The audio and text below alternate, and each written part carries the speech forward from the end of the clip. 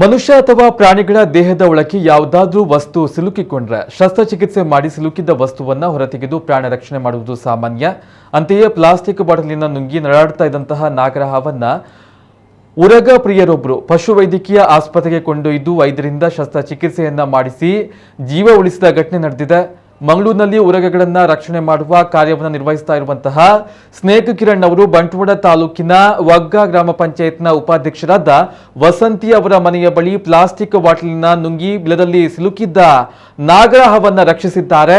ವಸಂತಿ ಅವರು ತಮ್ಮ tree park ನಲ್ಲಿರುವಂತಹ ಬಿಲದಲ್ಲಿ ನಾಗರಹಾವೊಂದು ತಲೆಯ ಭಾಗವನ್ನ ಮಾತ್ರ ಹೊರಗೆ ಹಾಕುತ್ತಾ ಎಲ್ಲಿಗೂ ಹೋಗದೆ 3-4 ದಿನ ಇದ್ದ ಜಾಗದಲ್ಲಿಯೇ ಇರುವುದನ್ನ ಗಮನಿಸಿದರು. ಜೂನ್ 6ರಂದು ಈ ಬಗ್ಗೆ ಸ್ನೇಕ್ ಕಿರಣ್ ಅವರಿಗೆ ಮಾಹಿತಿಯನ್ನ ನೀಡಿದ್ರು. ಸ್ನೇಕ್ ಕಿರಣ್ ಅವರು ಸ್ಥಳಕ್ಕೆ ತೆರಳಿ ಬಿಲವನ್ನ ಅಗೆದು ಪರಿಶೀಲಿಸಿದಾಗ ನಾಗರಹಾವಿನ ಹೊಟ್ಟೆಯಲ್ಲಿ ಗಟ್ಟಿಯಾದ ಯಾವುದೋ ವಸ್ತು ಇರುವುದು ಗೊತ್ತಾಯಿತು. ಇದರಿಂದಾಗಿ ಬಿಲದಿಂದ ಹೊರಬರಲಾಗದೆ ಅದರ ಹೊಟ್ಟೆಯ ಭಾಗಕ್ಕೆ ಗಾಯಗಳಾಗಿದ್ವು. ಕಿರಣ್ ಅವರು ನಾಗರಹಾವನ್ನ ತಪಾಸಣೆಗಾಗಿ ಪಶುವೈದ್ಯಕೀಯ ಆಸ್ಪತ್ರೆಗೆ ಕೊಂಡೊಯ್ದರು. ಪಶುವೈದ್ಯ ಡಾಕ್ಟರ್ ಯಶಸ್ವಿ ಅವರು ನಾಗರಹಾವಿನ ಹೊಟ್ಟೆಯ ಭಾಗಕ್ಕೆ ಶಸ್ತ್ರಚಿಕಿತ್ಸೆಯನ್ನು ನಡೆಸಿದಾಗ ಹಾವು ಪ್ಲಾಸ್ಟಿಕ್ ಬಾಟಲಿಯನ್ನ ನುಂಗಿರುವುದು ಗೊತ್ತಾಗಿದೆ. ಡಾಕ್ಟರ್ ಯಶಸ್ವಿ ಅವರು ನಾಗರಹಾವಿನ ಹೊಟ್ಟೆಯಲ್ಲಿ ಸಿಲುಕಿದ್ದ ಪ್ಲಾಸ್ಟಿಕ್ ಬಾಟಲಿಯನ್ನ ಹೊರಗೆ ತೆಗೆದು ಯಶಸ್ವಿ ಶಸ್ತ್ರಚಿಕಿತ್ಸೆಯನ್ನು ನಡೆಸಿದ್ರು.